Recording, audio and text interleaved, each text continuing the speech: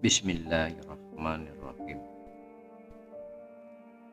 Ketahuilah temanku sekalian, sesungguhnya sesuatu yang bisa menjadikan hilangnya tadbir, yaitu memikirkan sesuatu hal yang belum terjadi atas dasar keinginan nafsu dan syahwat dan ikhtiar, adalah dengan melihat pada 10 perkara. Insya Allah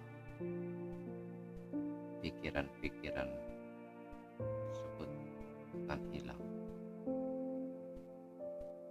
Pertama, ketahuilah bahwa Allah sudah mengatur urusanmu sebelum engkau ada. Kedua, engkau akan mengetahui bahwasanya tadbir yang engkau lakukan itu karena engkau tidak mengetahui kebaikan Allah padamu. Seorang mukmin pasti tahu bahwa meskipun dia tidak mentadbir urusan dirinya, Allah pasti memberikan yang terbaik baginya. Apakah engkau tidak mendengar firman Allah di dalam Al-Quran? Dan barang siapa yang berserah diri kepada Allah, maka Allah lah zat yang mencukupinya. At-Talaq ayat 3. Maka ketika engkau ingin mengurus suatu kebaikan untuk dirimu, maka janganlah engkau mengurusnya lagi, akan tetapi hanya berserah dirilah kepada Allah. Ketiga, ketahuilah bahwa sesungguhnya ketentuan atau qadar Allah itu tidak berjalan sesuai tadbirmu. Bahkan kebanyakan hal yang terjadi pada dirimu itu adalah sesuatu yang tidak pernah engkau pikirkan dan rencanakan.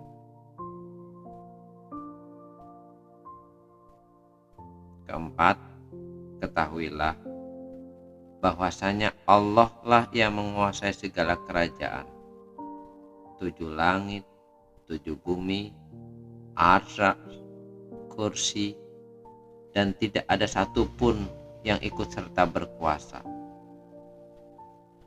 Kesemuanya itu tunduk pada apa yang diperintahkan Allah Subhanahu wa Ta'ala dan berserah diri pada takdir Allah. Maka lebih besar manakah antara kepala manusia dan langit beserta bumi seisinya, sehingga engkau tidak mau menerima takdir Allah dan engkau masih saja ikut serta mengurus dirimu?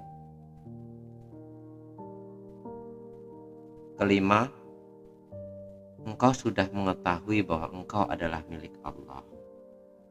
Jika engkau sudah dimiliki Allah, maka dirimu bukan lagi milikmu. Dengan dalil bahwa engkau tidak bisa membuat kesembuhan pada dirimu sendiri. Sehingga sesuatu yang bukan menjadi milikmu, maka tidak layak bagimu untuk mengurusnya. Karena engkau akan menggazab sebab memerintah yang bukan milikmu. Adapun sesuatu yang kau miliki, maka kepemilikan itu hanya menurut hukum syara, bukan menurut hukum hakiki. Maka pahamilah.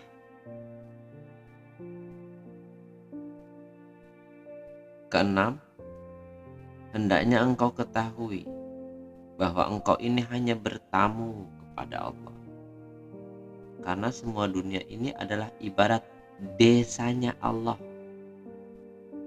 Dan engkau itu hanya beristirahat di dalamnya, sekedar bertamu kepada Allah. Adapun hak-hak tamu adalah tidak perlu ikut mengurus makanan apa yang hendak dimakan. Bahkan jangan berikhtiar untuk membuat hidangan sendiri, karena pemilik rumah pasti sudah mengatur hidangannya.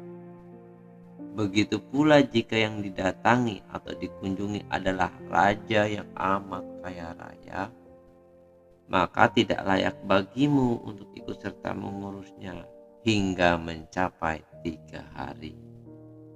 Karena sabda Rasulullah Shallallahu Alaihi Wasallam, hidangan tamu itu selama 3 hari. Engkau bertamu kepada Allah Subhanahu Wa Taala.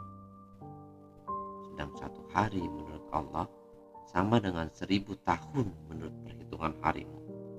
Allah berfirman, sesungguhnya 1 hari menurut Allah itu sama halnya 1000 tahun menurut perhitungan kalian.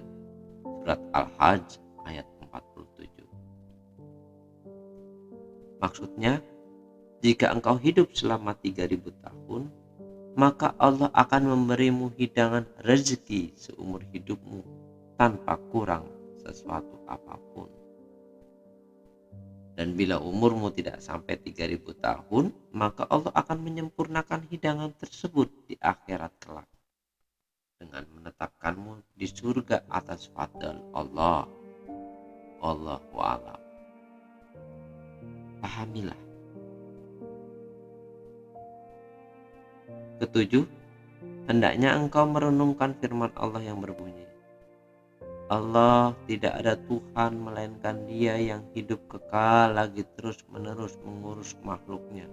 Surat Al-Baqarah ayat 255. Allah adalah Zat yang mengurus hambanya baik di dunia maupun di akhirat. Di dunia dengan memberi rezeki dan di akhirat dengan memberi pahala dan pembalasan amal perbuatannya. Maka jika engkau sudah mengetahui bahwa Allah bersifat qayyum, maha mengurus makhluknya, maka berserah dirilah kepadanya. Kedelapan, hendaklah engkau disibukkan dengan beribadah kepada Allah sampai ajal menjemputmu. Allah berfirman, beribadah atau sembahlah Tuhanmu hingga engkau menghadapi kematian. Surat Al-Hijr ayat 99. Ketika engkau tersibukkan oleh ibadah, maka engkau tidak akan berangan-angan dan bertakbir untuk dirimu sendiri. Wallahu a'lam. Kesembilan, sesungguhnya engkau sudah mengetahui bahwa engkau adalah hamba Allah, dan hak-hak hamba adalah hendaknya tidak ikut serta mengurus dan mengatur sebagaimana tuannya. Akan tetapi kewajibannya adalah melayani apa yang diperintahkan sang majikan. Majikannya yang mengatur pemberian. Tidakkah engkau mendengar firman Allah di dalam Al-Quran?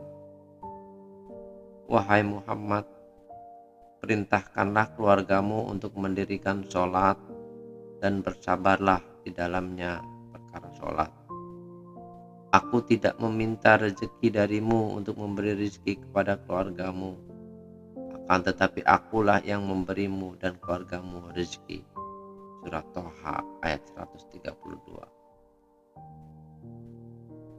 Hal ini berarti tetaplah melayani majikanmu Allah dan majikanmu yang akan menyiapkan atau mengurus sandang panganmu. 10. Sesungguhnya engkau tidak mengetahui tentang akhir suatu perkara dan engkau tidak bisa memperkirakannya. Engkau menganggap suatu perkara itu bermanfaat, namun nyatanya membahayakan. Engkau anggap berbahaya, tapi nyatanya bermanfaat. Ketahuilah, sesungguhnya meninggalkan tadbir dan ikhtiar, serta mau menerima atau rela dengan tadbir Tuhanmu, itu adalah ibadah yang paling utama. Sungguhnya musibah yang paling besar adalah ikut campur mengatur dengan ikhtiar dan tadbirnya sendiri. Musibah putra Nabi Nuh alaihissalam yang mati dalam keadaan kafir adalah sebab mengikuti tadbirnya sendiri. dan menjauh dari takdir Allah. Dan juga kafirnya iblis itu sebab mengikuti takdirnya sendiri dan tidak mau menerima takdir Allah.